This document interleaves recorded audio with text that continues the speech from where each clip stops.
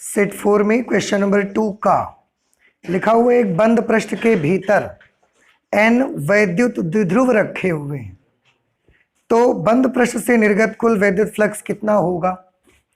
देखिए क्वेश्चन में लिखा हुआ है कि एक बंद पृष्ठ है और उसके अंदर n वैद्युत द्विध्रुव रखे हुए हैं, तो उस बंद पृष्ठ से निर्गत कुल वैद्युत फ्लक्स कितना होगा। देखिए मैं आपको बताऊं, ये एक क्लोज्ड सरफेस है, ठीक है।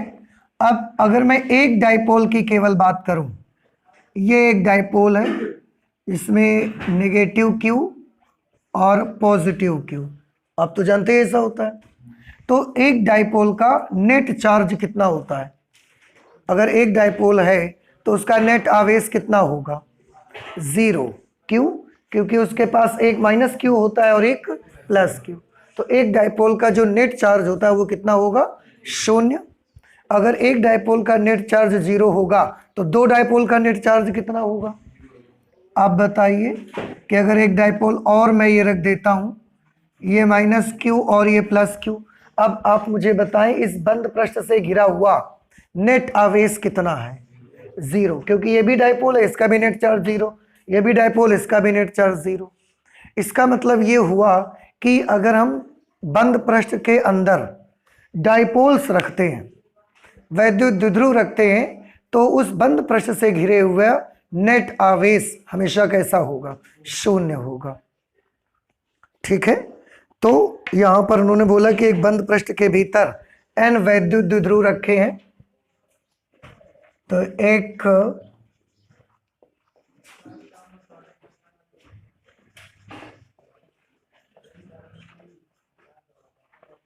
एक बंद पृष्ठ के भीतर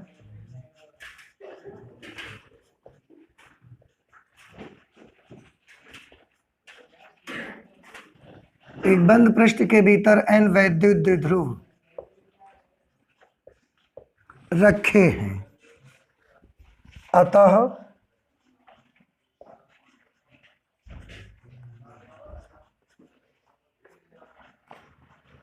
बंद पृष्ठ से घिरा नेट आवेश Q नेट विल बी 0, क्योंकि किसी भी डाइपोल का जो नेट चार्ज होता है 0 रहता है। अतः अगर किसी बंद पृष्ठ के भीतर n डाइपोल्स भी रख देंगे तो उस बंद पृष्ठ से घिरा नेट आवेश 0 रहेगा। अतः गॉस प्रमेय से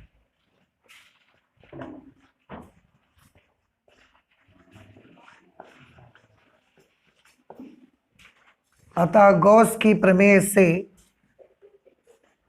उस बंद पृष्ठ से गुजरने वाला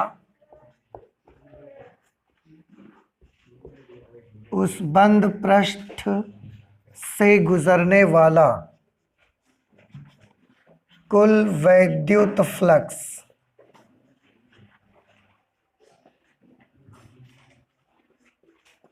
phi E is equal to, आप सभी लोगों को याद होगा गॉस थ्योरम में बताया गया था कि किसी भी बंद पृष्ठ से गुजरने वाला जो कुल वैद्युत फ्लक्स होता है वो उस बंद पृष्ठ से घिरे नेट आवेश का 1/ε0 गुना होता है। तो 1/ε0 times what is the net charge enclosed by the closed surface is 0, so the electric flux will be 0, and now this is our answer। यही हम लोगों से पूछा गया था कि अगर एक बंद पृष्ठ के भीतर n वैद्युत द्विध्रुव रख दिए जाएं तो बंद पृष्ठ से निर्गत कुल वैद्युत फ्लक्स कितना होगा। बंद पृष्ठ से निर्गत जो टोटल इलेक्ट्रिक फ्लक्स है वो 0 के बराबर है, ठीक है। इसके बाद क्वेश्चन नंबर 2 खा देखते हैं। तो एक दो लाइन छोड़ने के बाद आप फिर से क्वेश्चन नंबर 2 खा को करना स्टार्ट करेंगे। कंप्लीट एड्रेस हर क्वेश्चन का आप डालेंगे, अधूरा एड्रेस किसी का नहीं रखेंगे आप। इसका आंसर क्वेश्चन मैं पढ़ता हूं, आप भी सुनिए। एक समतल विद्युत चुंबकीय तरंग में दोलित्र चुंबकीय क्षेत्र 8 × 10⁻⁶ sin 2 pi into 10⁻11t plus 300 पाई x द्वारा दिया जाता है। तो दोलित्र वैद्युत क्षेत्र का व्यंजक लिखिए। इन्होंने दोलित्र चुंबकीय क्षेत्र का व्यंजक दिया है।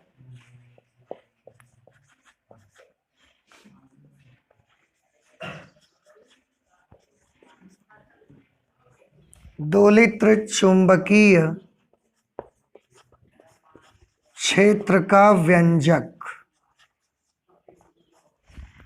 तो दोलित्र चुंबकीय क्षेत्र का जो व्यंजक गिवन है हमको वो है 8 इंटू 10⁻⁻6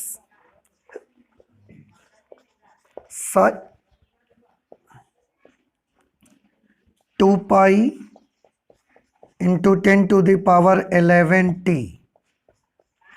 प्लस 300 पाई x द्वारा दिया जाता है। दोलित्र वैद्युत क्षेत्र का व्यंजक क्या होगा बेटा? दोलित्र चुंबकीय क्षेत्र का व्यंजक ये है। हमको दोलित्र वैद्युत क्षेत्र का व्यंजक चाहिए। उसके लिए हमें वैद्युत क्षेत्र का अधिकतम मान चाहिए। सबसे पहले हम इसकी कंपेयर करवाएंगे। इसकी जो स्टैंडर्ड इक्वेशन होती है हम यहां लिख देंगे, इसकी तुलना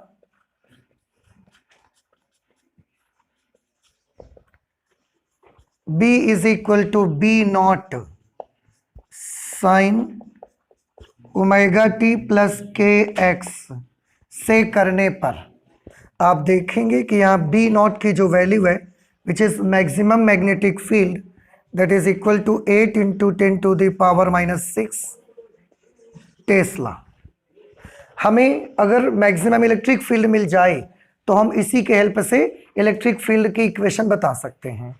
उसके लिए हम एक फॉर्मूला लगाएंगे, C is equal to E not upon B not.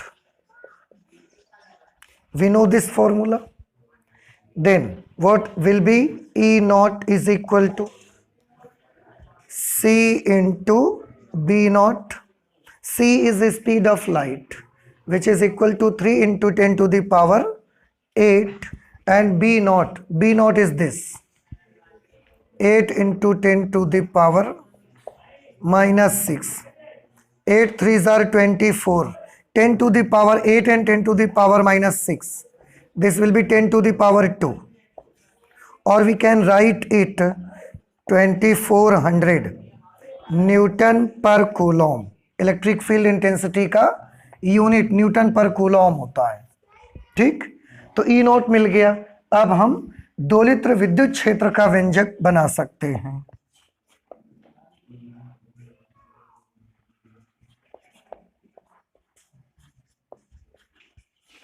दोलित्र विद्युत क्षेत्र का व्यंजक, उसके लिए करेंगे E is equal to E not sine omega T plus K X. E की जगह ई नॉट 2400 इंटू साइन, अंदर का पूरा नंबर वही रहेगा। यह जाएगा 2 पाई इंटू 10⁻11t प्लस 300 पाई एक्स। ये इलेक्ट्रिक फील्ड की वैल्यू निकल करके आ जाएगी आपकी। ठीक है, तो इस तरीके से दोलित्र चुंबकीय क्षेत्र हमको दिया गया था और दोलित्र वैद्युत क्षेत्र हमने निकाल लिया। ठीक है, तो ये हमने कौन सा क्वेश्चन सॉल्व कर लिया? क्वेश्चन नंबर 2 का यही हमारा आंसर है। इसके बाद नेक्स्ट आगे चलेंगे क्वेश्चन नंबर 2 का।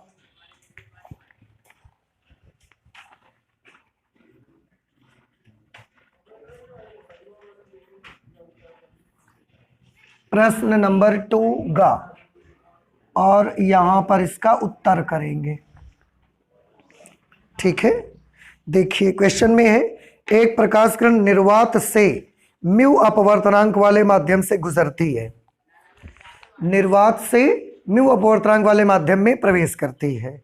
यदि आपतन कोण अपवर्तन कोण का 2 गुना है, आपतन कोण जो है वो अपवर्तन कोण से दुगुना है, इसका मतलब आपतन कोण बड़ा है और अपवर्तन कोण छोटा है, आधा है।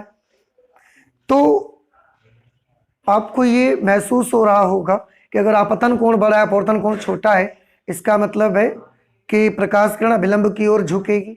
और वैसे भी अगर निर्वात से किसी माध्यम में जा रही है तो कोई माध्यम निर्वात की अपेक्षा तो सघन ही होगा, और विरल से सघन में जाने पर अभिलंब की ओर ही उसको झुकना पड़ेगा। तो आपतन कोण का मान कितना होगा ये पूछा जा रहा है। चलिए मैं इसको करता हूं, आप भी गौर से देखिएगा। ये मैं एक फिगर यहां पर बनाता हूं। Let this is interface. Interface means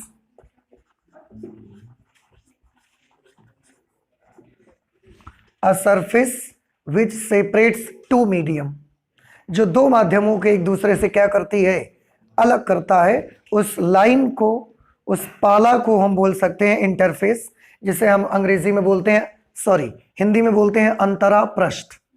अंतरा पृष्ठ। और यहां पर हमने एक नॉर्मल इसमें बना लिया। Late this is the normal at this interface. एक प्रकाश किरण इस पर आकर गिरती है, यूं ऐसे लाइट रे आती है इस तरह से। मान लिया आपतन कोण आई है, क्योंकि हमको आपतन कोण पता भी लगाना है तो यहां पर आपतन कोण को ही मानना सुइटेबल रहेगा।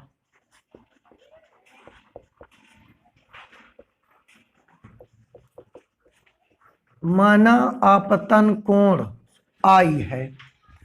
ये जो इंटरफेस है इसके ऊपर का पूरा माध्यम निर्वात है, और इसके नीचे कोई मीडियम है, और उस मीडियम का जो रिफ्रैक्टिव इंडेक्स है वो म्यू के बराबर है, ये दिया गया है। ठीक। आपतित हुई किरण, अपवर्तन होगा इसका, तो क्योंकि विरल से सघन में आ रही है इसलिए अभिलंब की ओर झुक जाएगी, ऐसे ये निकल जाएगी। ये किरण कौन सी किरण है, आपतित किरण, इंसिडेंट रे। ये किरण का नाम होगा अपवर्तित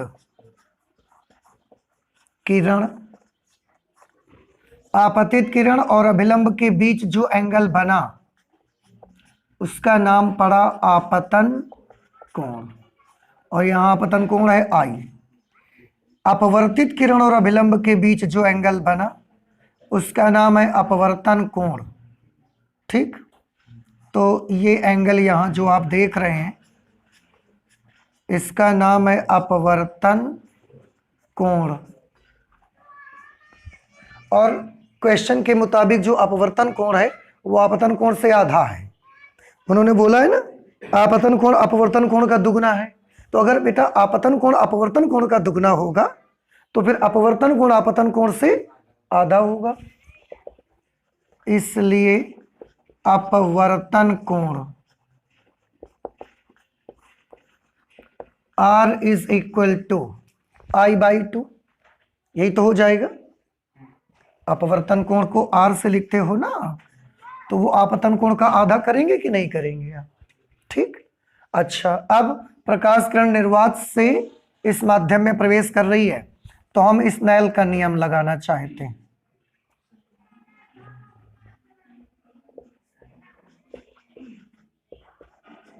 स्नेल के नियम से म्यू इज इक्वल टू, क्योंकि निर्वात से इस माध्यम में जा रही है और इस माध्यम का अपवर्तनांक है म्यू, तो mu is equal to sine I upon sine R. Sine I को आप चाहें तो हाफ एंगल में ब्रेक कर सकते हैं, जैसे साइन थीटा का 2 sine theta cos, sine theta का 2 sine theta by 2 cos theta by 2 mathematical formula है। तो साइन आई को आप क्या लिख सकते हैं, 2 sine i by 2 cos i by 2।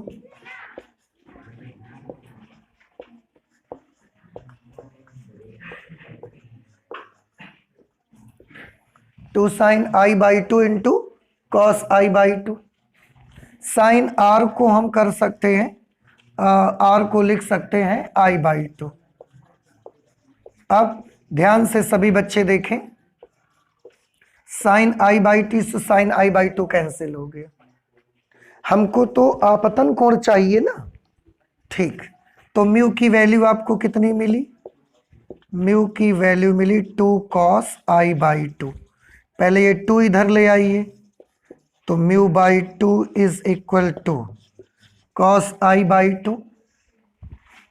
तो अब इनवर्स फंक्शन अगर मैथमेटिक्स में आपने पढ़े हैं तो आपको मालूम होगा कि अगर x is equal to cos theta होता है तो theta is equal to cos inverse x लिख सकते हैं। Means i by two is equal to cos inverse mu.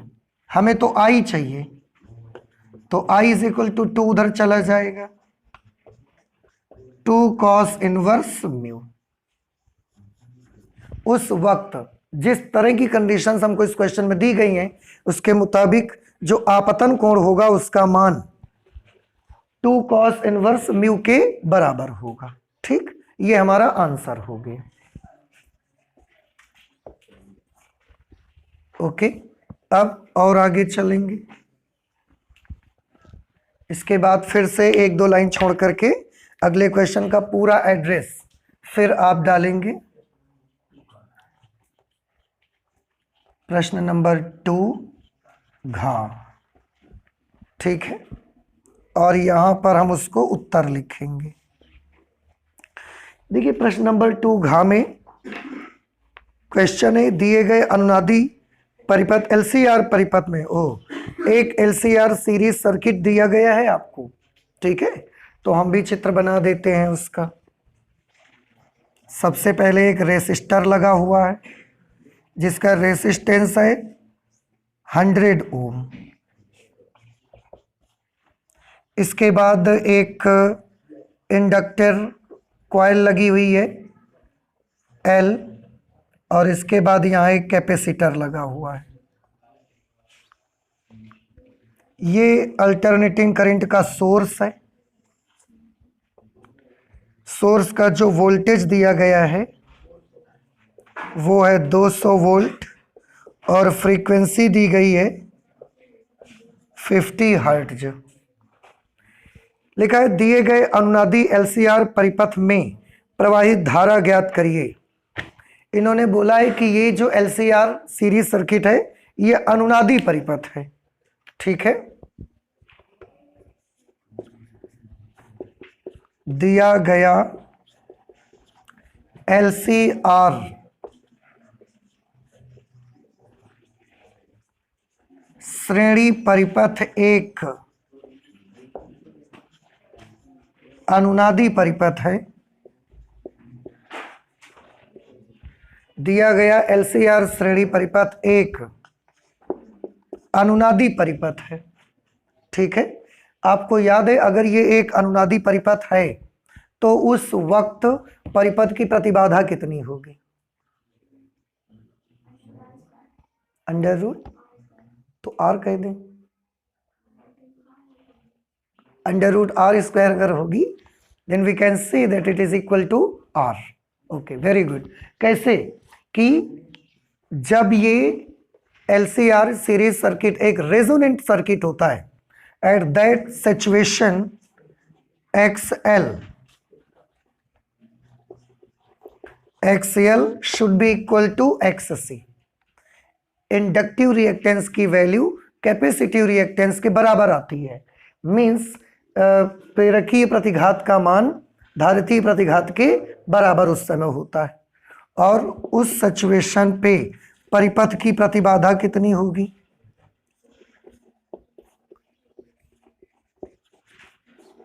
तब परिपथ की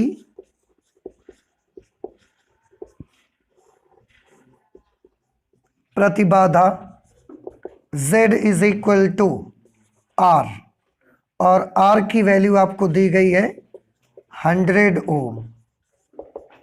ये जब आपने एलसीआर सीरीज सर्किट पढ़ा होगा उस वक्त जब रेजोनेंट सर्किट हमने पढ़ा तो ये चीज आपने देखी होगी।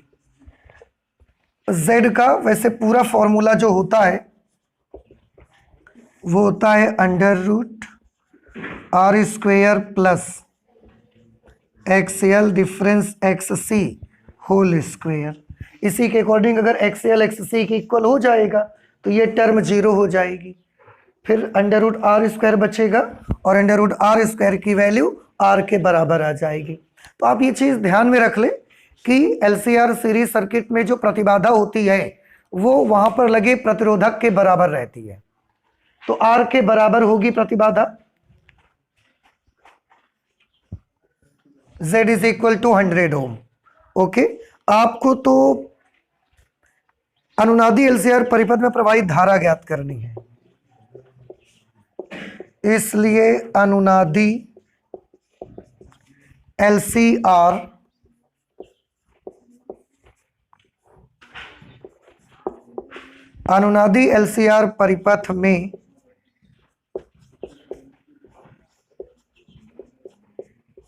प्रवाहित धारा I का फॉर्मूला लगाएंगे V/Z।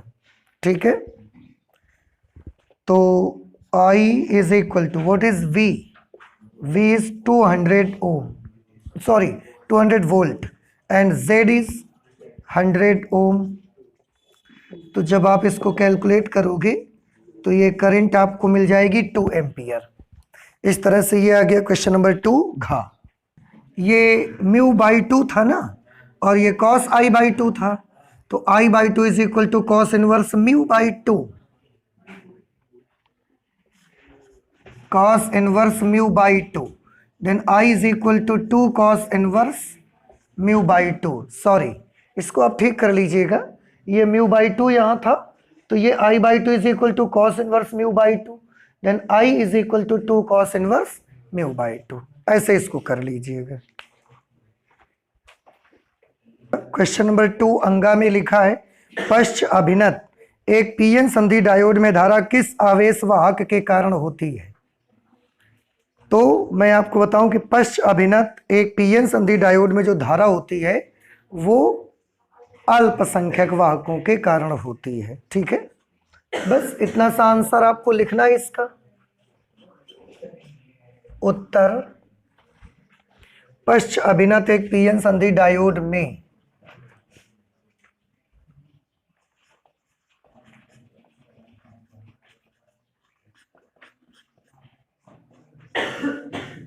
पश्च अभिनत एक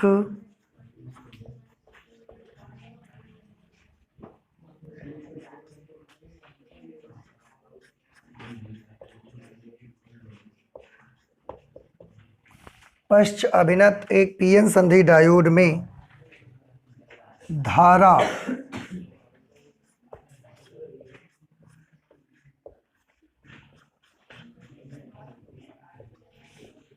अल्पसंख्यक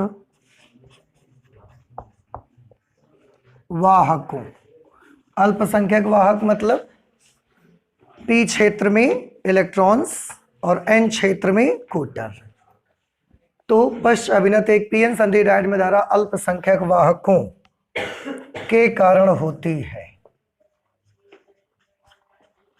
के कारण होती है। बस इतना सा आपको जवाब देना है। अच्छा, इसके बाद नेक्स्ट है क्वेश्चन नंबर 2 चा।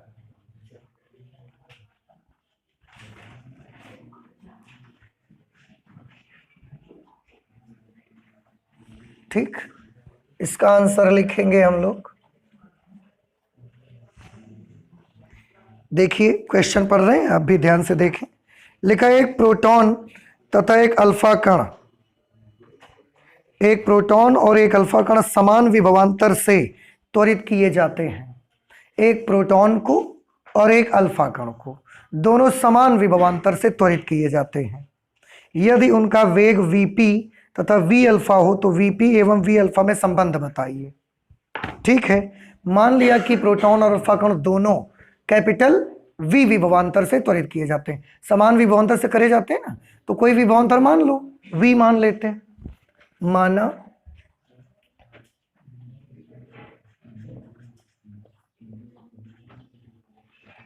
माना प्रोटॉन,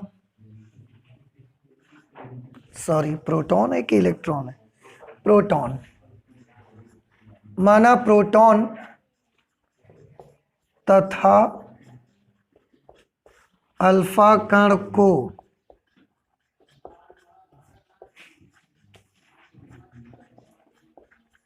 समान विभवांतर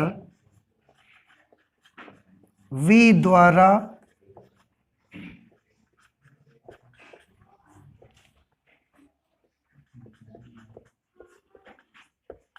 त्वरित किया जाता है।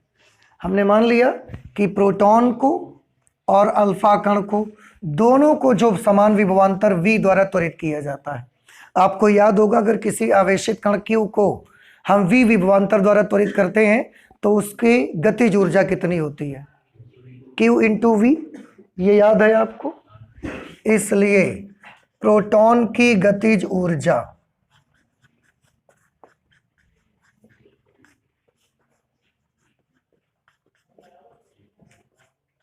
Kp लिख देते हैं इसको हम, काइनेटिक एनर्जी ऑफ प्रोटॉन कितनी होगी, प्रोटॉन का आवेश गुणे विभवांतर। तो प्रोटॉन पर कितना आवेश होता है, इलेक्ट्रॉन के बराबर, तो हम E इंटू वी लिख देते हैं। ठीक, तथा अल्फा कण की गतिज ऊर्जा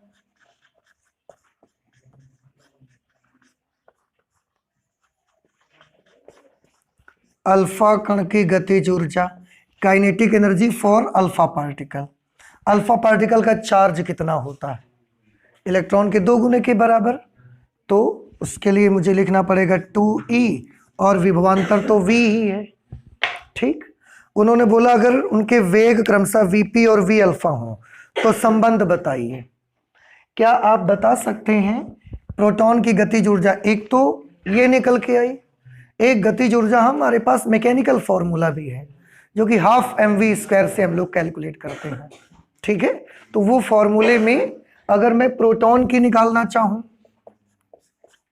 काइनेटिक एनर्जी फॉर प्रोटॉन, तो कैसे निकलेगी, EV है और हम चाहें तो 1/2 mp इंटू VP² कर सकते हैं।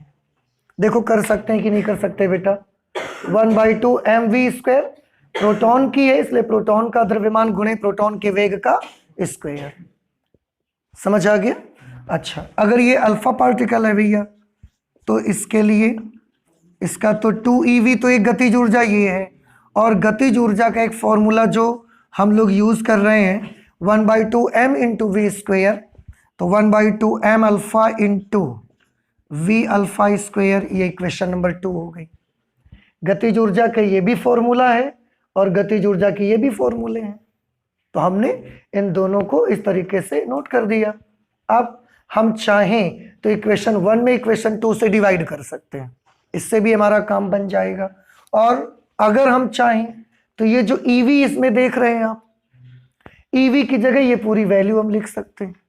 हमारे पास 2 तरीके हैं, फिर से देखो, हम इक्वेशन 1 में इक्वेशन 2 से डिवाइड कर दें, एक तरीका ये है हमारे पास। एक तरीका ये कि EV आप देख रहे हैं ना बेटा, EV की वैल्यू कितनी है 1/2 mp इंटू VP², तो ये 2 की जगह 2 लिखेंगे, EV की जगह 1/2 mp इंटू VP² नोट कर सकते हैं। नहीं समझ आया तो हम कुछ भी कर सकते हैं, क्या करें, भाग दे दें कि वैल्यू लिख दें, वैल्यू लिख दें। चलिए, तो यहां लिखेंगे समीकरण 1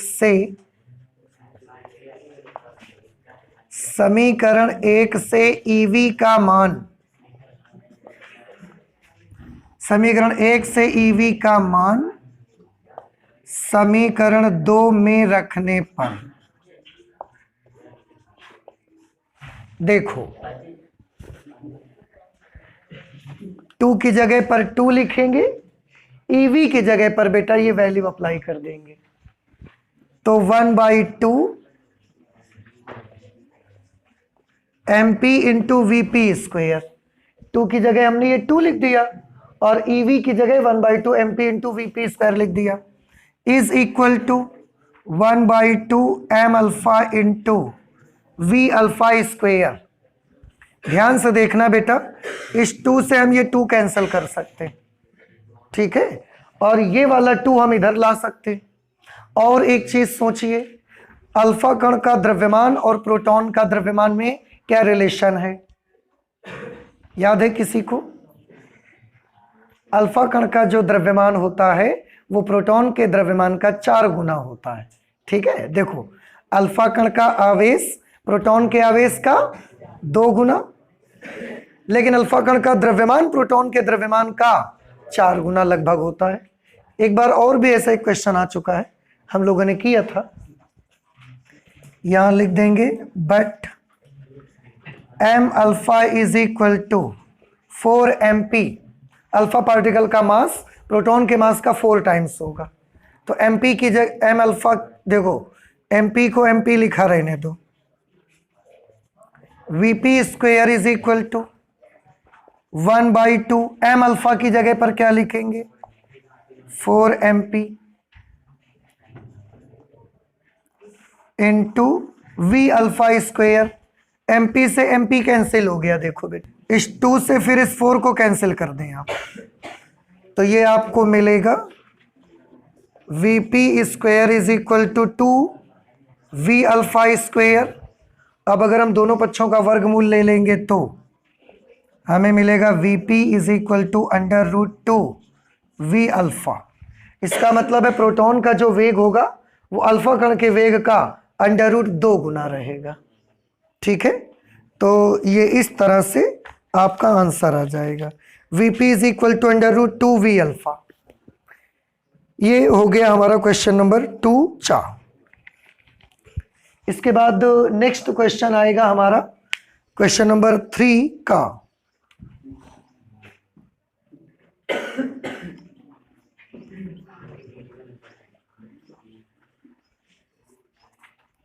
देखिए प्रश्न नंबर 3 का इसका आंसर बनाना है। मैं क्वेश्चन पढ़ता हूं, आप भी ध्यान से सुनिए। लिखा है लेंज का नियम क्या है, पहले तो ये लिखा है, और इसके बाद समझाइए कि लेंज का नियम ऊर्जा संरक्षण पर आधारित है। आपको इसके बाद ये भी समझाना है कि जो लेंज का नियम है वो ऊर्जा संरक्षण पर आधारित है। तो चलिए सबसे पहले क्या लिखना है बताइए। सबसे पहले तो लेंज का नियम लिखना है।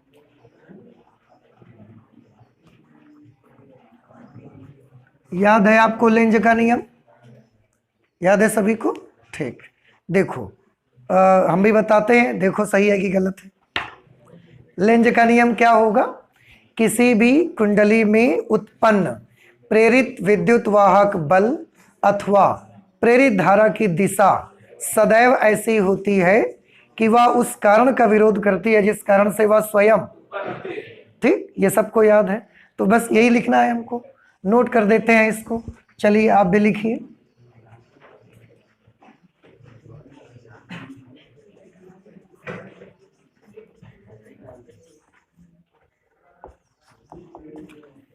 किसी कुंडली में उत्पन्न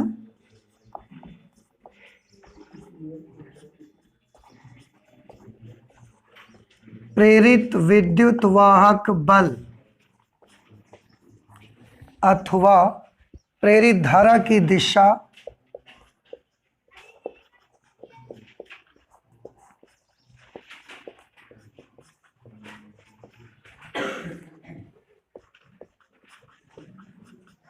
सदैव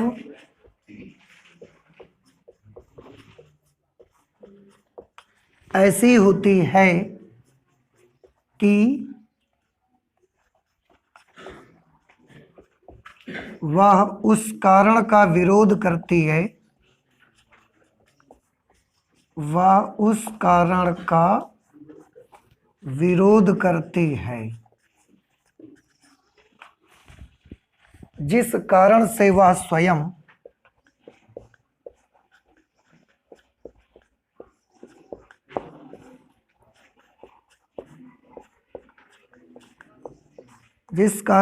स्वयं उत्पन्न होती है।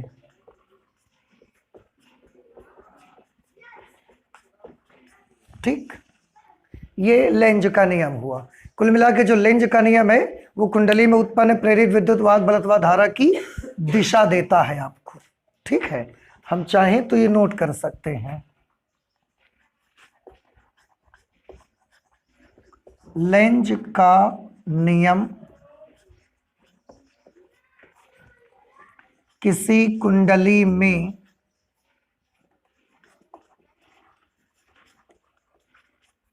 उत्पन्न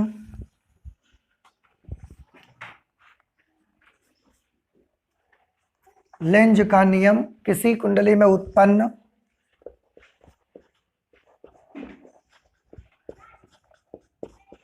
प्रेरित विद्युत वाहक बल अथवा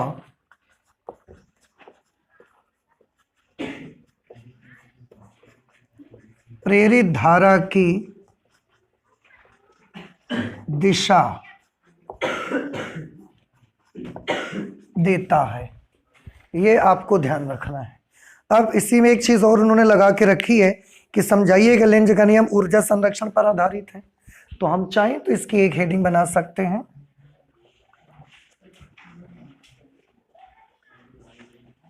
लेंज का नियम ऊर्जा संरक्षण पर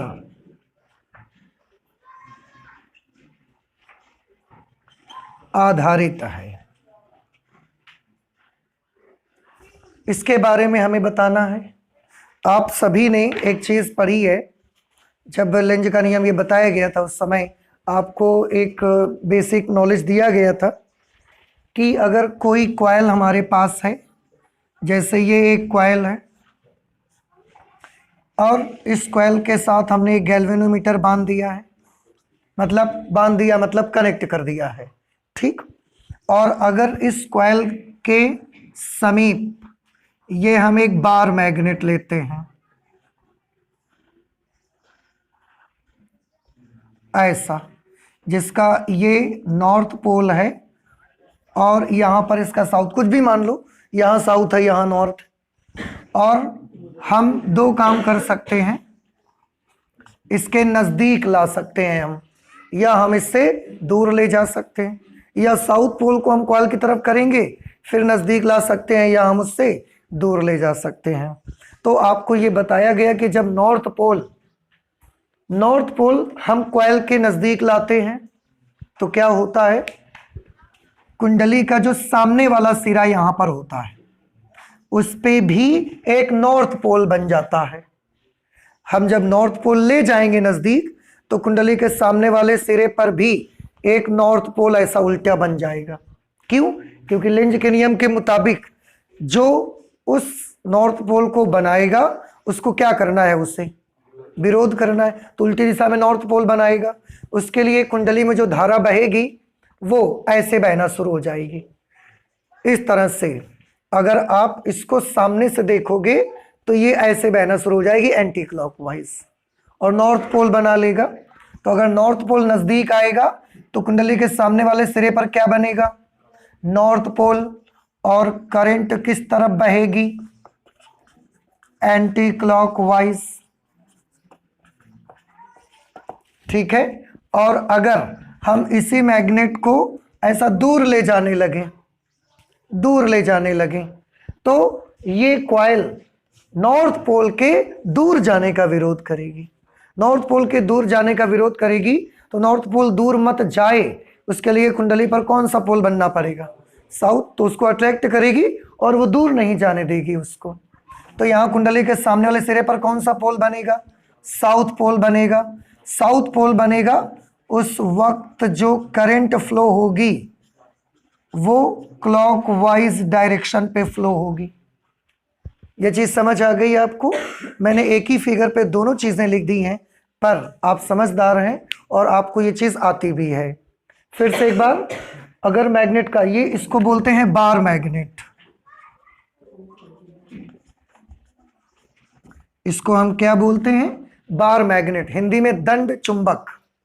तो अगर किसी बार मैग्नेट का उत्तरी ध्रुव कुंडली के समीप लाया जाता है तो कुंडली के सामने वाले सिरे पर एंटी क्लॉकवाइज दिशा में धारा बहती है और चुंबक के नजदीक आने का विरोध होता है।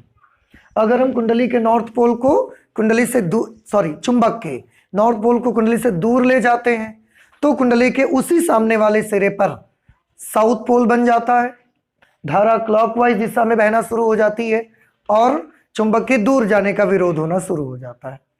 कहने का मतलब यूं कि चाहे हम मैग्नेट को ऐसा पास ले जाएं,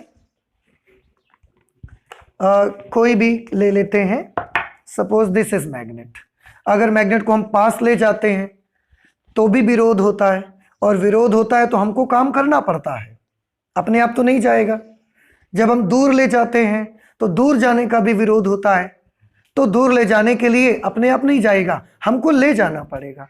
तो चाहे हम मैग्नेट को कॉइल के नजदीक लाएं या कॉइल से दूर ले जाएं, हर दशा में हमको वर्क करना पड़ता है। और हम जो कार्य करते हैं वो कार्य, ऊर्जा संरक्षण का नियम बोलता है कि वो आपकी एनर्जी, हमने तो काम कर दिया, हमने तो एनर्जी अपनी खर्च कर दी, तो हमारी एनर्जी कहाँ चली गई? तो आंसर है वो एनर्जी ही उस कुंडली में विद्युत वाहक बल के रूप में उत्पन्न होती है।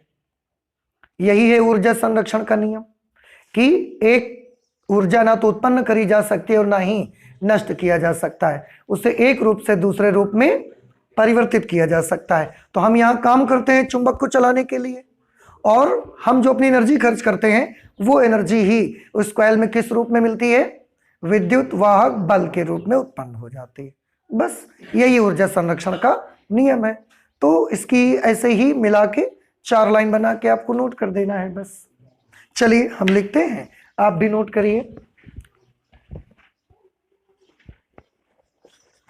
जब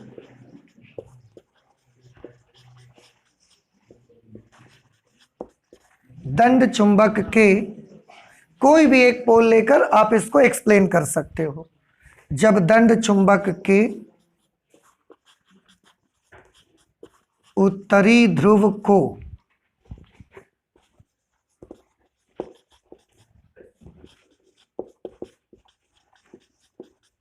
जब दंड चुंबक के उत्तरी ध्रुव को कुंडली के समीप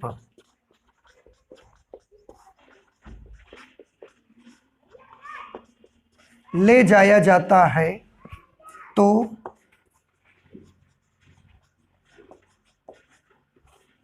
कुंडली के सामने वाले सिरे पर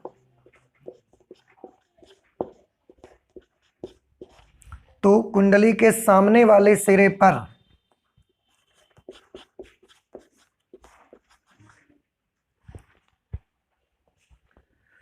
उत्तरी ध्रुव बनता है तथा उसमें धारा एंटी क्लॉकवाइज प्रवाहित होती है।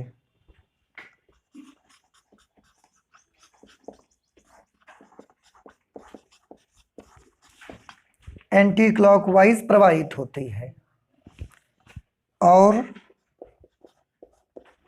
जब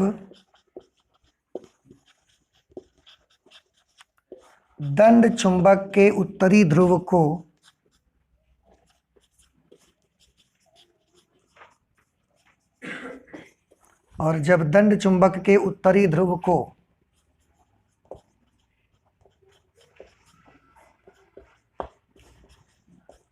कुंडली से दूर ले जाया जाता है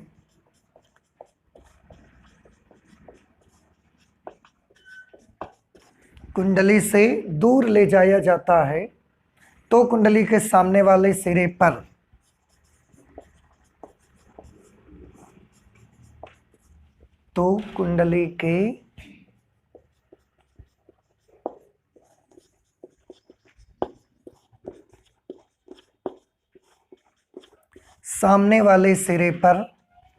दक्षिणी ध्रुव बनता है। सामने वाले सिरे पर दक्षिणी ध्रुव बनता है तथा उसमें मतलब कुंडली के सामने वाले सिरे पर उसमें धारा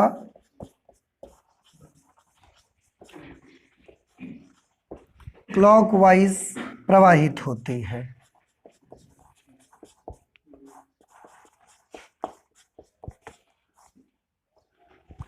क्लॉकवाइज प्रवाहित होती है। ठीक, अब जब हमने इतना देखा तो हमें पता लगा, स्पष्ट है कि दोनों दशाओं में दंड चुंबक की गति का क्या होता है, विरोध होता है। अतः दोनों दशाओं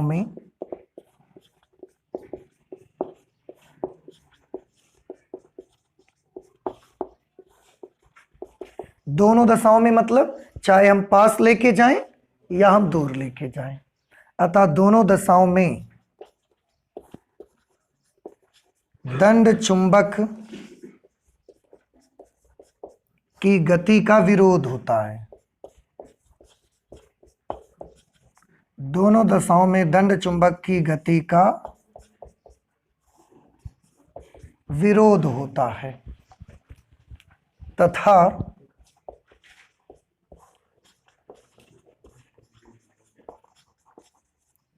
दंड चुंबक को गति कराने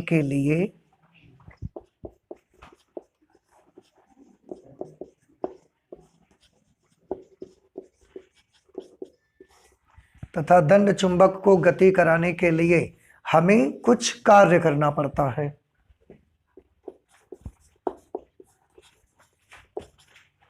हमें कुछ कार्य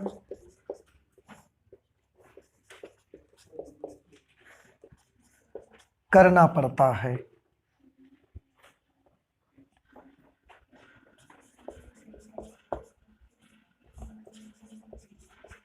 हमारे द्वारा किया गया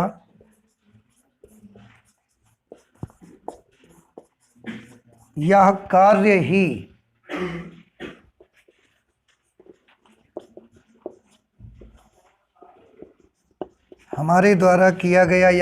ही कुंडली में विद्युत वाहक बल के रूप में उत्पन्न होता है।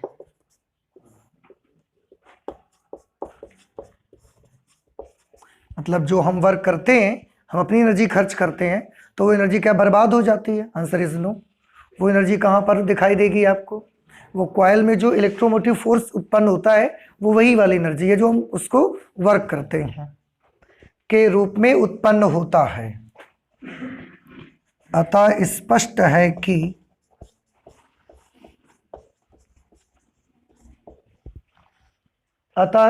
है कि लेंज का नियम ऊर्जा संरक्षण पर आधारित है।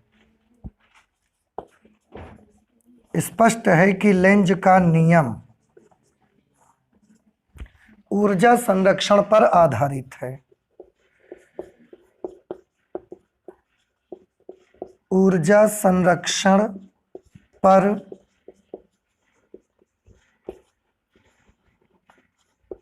आधारित है। बस इस तरह से अपना क्लेरिफिकेशन आपको दे देना है। ठीक है, इसके बाद नेक्स्ट तीसरे का खा आ जाते हैं, तो आप इसे नोट करिए। इसके बाद हम क्वेश्चन नंबर 3 खा को सॉल्व करें। क्वेश्चन नंबर 3 खा में है, हाइड्रोजन परमाणु की आयनन ऊर्जा 13.6 इलेक्ट्रॉन वोल्ट है। हाइड्रोजन परमाणु की आयनन ऊर्जा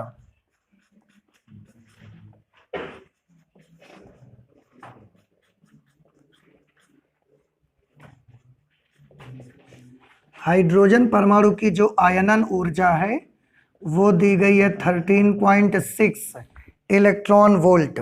आयनन ऊर्जा का मतलब क्या है? आयनन ऊर्जा का मतलब ये है कि उसके ग्राउंड लेवल के किसी भी इलेक्ट्रॉन को अगर आप 13.6 इलेक्ट्रॉन वोल्ट ऊर्जा दे देंगे तो वो एटम को छोड़कर एटम से ऐसा बाहर निकल जाएगा, और ये पूरा जो परमाणु होगा वो कैसा हो जाएगा? आयनित हो जाएगा, पॉजिटिवली चार्ज हो जाएगा, आयनित हो जाएगा। ये इसका मतलब है। और आयनन ऊर्जा हम कैसे निकालते हैं? आयनन ऊर्जा के लिए करते हैं E infinity minus E1, that is 13.6 electron volt for hydrogen atom. अब उन्होंने पूछा हीलियम परमाणु की आयनन ऊर्जा कितनी होगी? हीलियम परमाणु की आयनन ऊर्जा कितनी होगी? देखो ये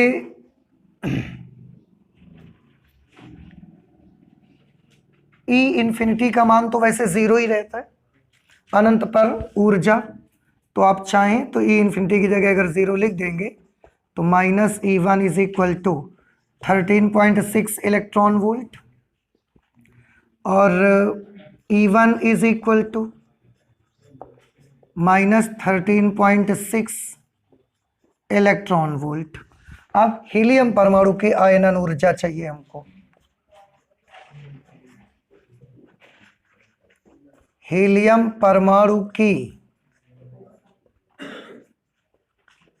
आयनन ऊर्जा, हीलियम परमाणु की आयनन ऊर्जा कैसे निकालेंगे?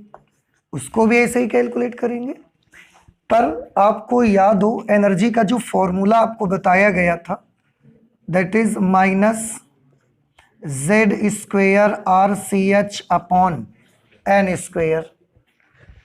हाइड्रोजन के लिए ये है क्योंकि हाइड्रोजन का एटॉमिक नंबर कितना होता है 1, इसलिए उसका जेड भी कितना हो जाता है 1।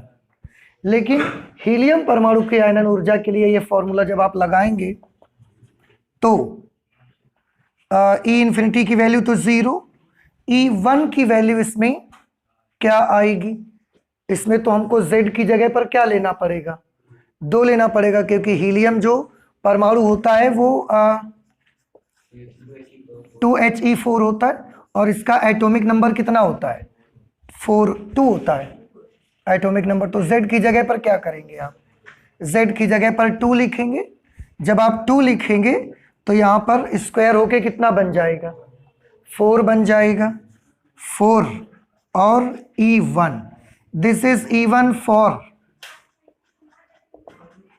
हीलियम एटम, ठीक है। और अगर इसको निकालोगे, ये किस एटम के लिए है? Hydrogen atom. तो हीलियम एटम की जो पहली कक्षा की ऊर्जा होगी इलेक्ट्रॉन की, वो हाइड्रोजन एटम से कितनी गुनी होगी? 4 गुनी होगी।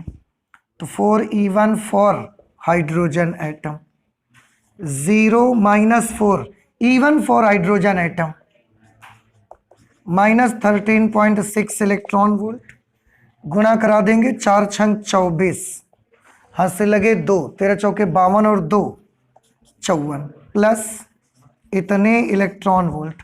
कुल मिला के आप ये समझ सकते हैं कि हीलियम परमाणु की जो आयनन ऊर्जा होगी वो हाइड्रोजन परमाणु की आयनन ऊर्जा से 4 गुनी होगी। क्यों? क्योंकि हीलियम परमाणु का जो परमाणु क्रमांक होता है वो हाइड्रोजन परमाणु के परमाणु क्रमांक से 2 गुना रहता है। तो आप सीधे सीधे भी समझ सकते हैं और आप इस तरीके से इसको सॉल्व करके ला सकते हैं। ये हुआ हमारा क्वेश्चन नंबर 3 का खा। इसके बाद 3 गा में पोलराइड से समतल ध्रुवित प्रकाश का संसूजन कैसे करेंगे?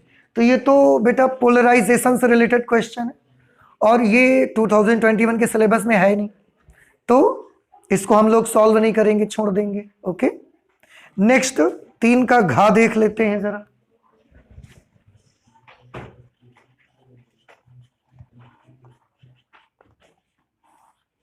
प्रश्न नंबर 3 का घा, आंसर लिखा है नेत्र का दूरदृष्टि दोष क्या होता है? तो सबसे पहले हम लोग यहां लिखेंगे नेत्र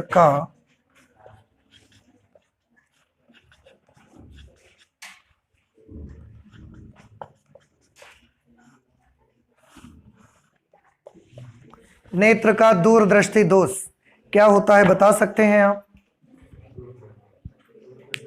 दूरदृष्टि दोष से पीड़ित नेत्र वाले व्यक्ति को दूर की वस्तुएं तो स्पष्ट दिखाई देती हैं परंतु पास की वस्तुएं स्पष्ट दिखाई नहीं देती। ठीक है, बस यही नेत्र का दूरदृष्टि दोष है, तो लिख देते हैं।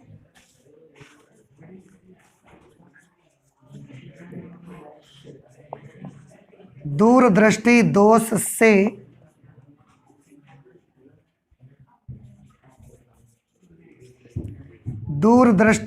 से पीड़ित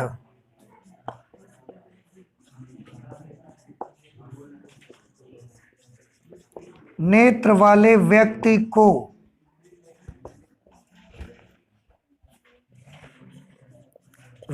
को दूर की वस्तुएं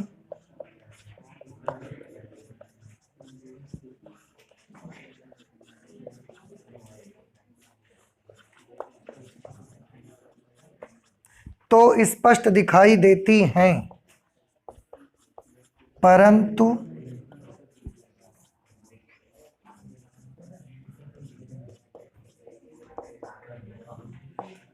समीप की वस्तुएं स्पष्ट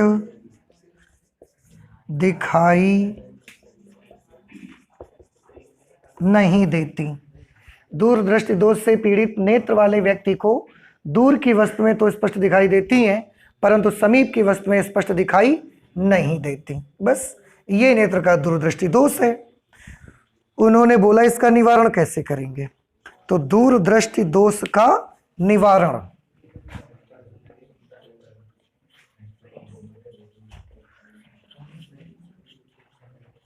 नेत्र के दूरदृष्टि दोष का निवारण। बताइए नेत्र के दूरदृष्टि दोष का निवारण कैसे करेंगे। हाँ, उत्तल लेंस से बने चश्मे का, उत्तल लेंस ऐसे लिए थोड़ी घूमेगा, चश्मे में लगाएगा। बिल्कुल सही बताया है आपने। तो हम इसको कैसे लिखेंगे भाई, अगर हम केवल ये कह देते हैं कि उत्तल लेंस का यूज करेगा तो क्या उत्तल लेंस लिए थोड़ी नहीं घूमेगा। तो हमें इसे कैसे बताना है अभी मुझे कि दूरदृष्टि दोष से पीड़ित व्यक्ति उचित फोकस दूरी के उत्तल लेंस से बने चश्मे का प्रयोग करता है। ठीक है, ठीक। तो नोट कर देते हैं, दूरदृष्टि दोष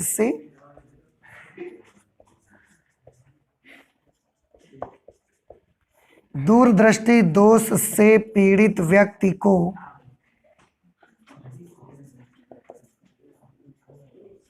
दूरदृष्टि दोष से पीड़ित व्यक्ति को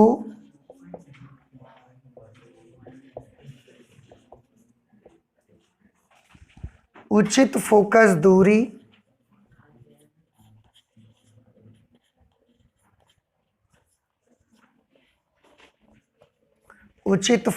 दूरी के उत्तल लेंस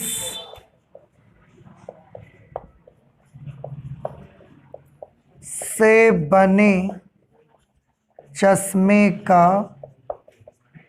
प्रयोग करना चाहिए। ये निवारण है। दूरदृष्टि दोष से पीड़ित व्यक्ति को उचित फोकस दूरी के उत्तल लेंस से बने चश्मे का प्रयोग करना चाहिए। तो ये हमने कौन सा क्वेश्चन कर लिया, क्वेश्चन नंबर 3 घा। ठीक, इसका एक अथवा वाला पार्ट है। अब इसके अथवा वाले पार्ट को हम लोग करेंगे, लेकिन नेक्स्ट क्लास पे करेंगे। ठीक है, तो आज फिजिक्स में इतना ही रखते हैं, चलते हैं, मिलते हैं फिर नेक्स्ट क्लास पे। ठीक है, थैंक यू।